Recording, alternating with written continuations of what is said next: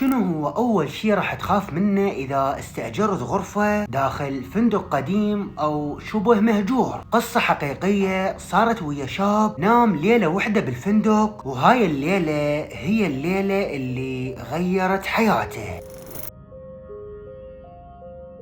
الغرفة رقم 6، فندق على طريق سريع بين مدينتين. شكل الفندق من بعيد مخيف، الحياطين مفطرة والشبابيك مكسرة والإضاءة جدا قليلة وأجواء مظلمة داخل الفندق. سامر شاب كان مسافر من مدينة لمدينة، فأثناء ما كان يمشي بالسيارة عبر من قدام هذا الفندق وكانت الدنيا ليل، فقرر انه ينزل وينام ليلة بالفندق وثاني يوم يكمل السفر. دخل للفندق واول شي حس بريحة رطوبة مو طبيعية، وما اهتم للريحة لانه يعرف الفندق قديم. اتجه لموظف الاستقبال وطلب منه انه يستأجر غرفة لليلة وحدة، وانطاه مفتاح غرفة رقم 6. ولكن الشي الغريب، موظف الاستقبال كان يبوح على سامر بنظرات غريبة وكأنه يريد يحذره او يقول له فتشي. سامر صعد للممر واتجه للغرفة رقم 6. المكان كان هدوء وماكو اي صوت،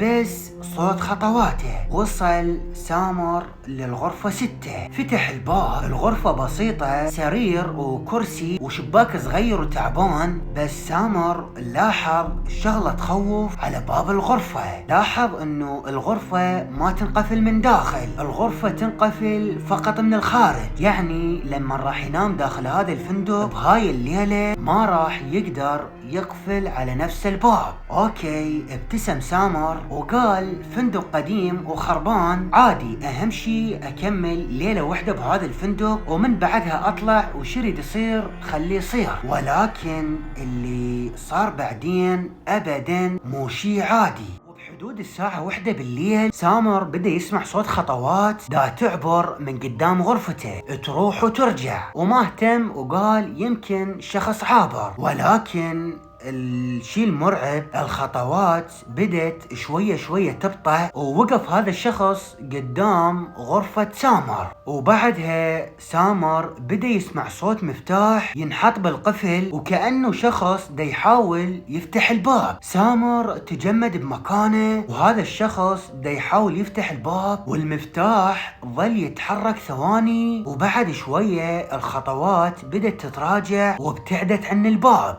سامر حاول انه شوية يطمن نفسه وقال يمكن موظف الاستقبال دا يشيك من ابواب الغرف، بس شنو اللي جاب مفتاح غرفتي عند موظف الاستقبال؟ وكل ساعة يرجع يتكرر نفس الموقف، صوت خطوات تقف عند الباب وشخص دا يفر بالقفل ودا يحاول انه يفتح الباب. سامر هنا فقد اعصابه، سحب الكرسي وخلاه قدام الباب وظل قاعد الليل كله وعيونه على الباب، ما نام ولا دقيقة. واول ما صارت الدنيا الصبح سامر قرر انه يطلع من الغرفة ويهرب من الفندق بأسرع وقت. بس اول ما فتح باب غرفته شاف كل ابواب الغرف الثانية مكسورة من جوه، وكأنه اكو ناس حاولوا انه يفتحون ابواب الغرف. ركض سامر للموظف على مود يرجع له المفتاح، واول ما انطاه المفتاح الموظف ابتسم وسأله وقال له شلون كانت الليلة. وسامر هنا عرف